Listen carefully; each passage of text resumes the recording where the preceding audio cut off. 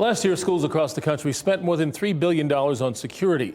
North Carolina school leaders are trying to figure out how to spend millions in funding for a new instant alert system.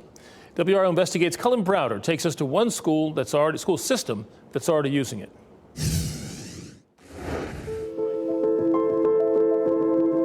In addition to the shock and horror, school shootings in Newtown, Connecticut, Parkland, Florida, and most recently Uvalde, Texas, share common lessons.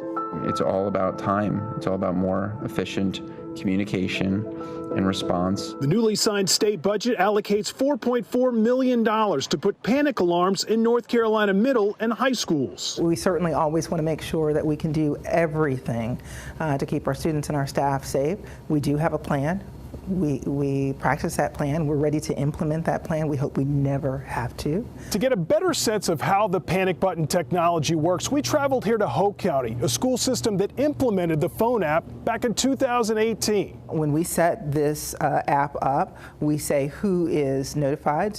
Assistant Superintendent Dr. Dawn Ramser demonstrates the RAVE app, allowing all school employees to hit a button on their cell phones to activate a response to anything from a student allergic reaction, fire, suspicious person on campus, to an active shooter. There's no question, there's no waiting, there's no explaining. It happens immediately. Since 2018, have you actually used the system? We have.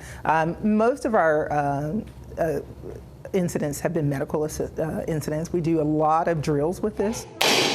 At least twice a year, Hoke schools practice using the app during active shooting and other drills to coordinate communication and response among school staff, EMS, and law enforcement if needed. The importance of that is not just to make sure that they are receiving that information, but our staff members are receiving it as well. So everybody from teachers at the school level up to central office. So why not just call 911? You might be on the phone with 911 for several minutes. And if you don't have time to then tell someone on site what's going on, then they can't lock down that building. They can't evacuate that building. Greg Arts is CEO of Charlotte-based Punch Technology, serving schools and agencies across the country with cloud-based alert systems. Punch Alert has been used to coordinate lockdowns in response to shooters, medical emergencies, even missing children. The texts, emails, calls, and action plans are documented in a report. That allows you to kind of look back whether there's a drill or a real incident and say, here's what happened on that day. And if you can measure it, you can manage it. With all your safety measures, how important is the panic button technology?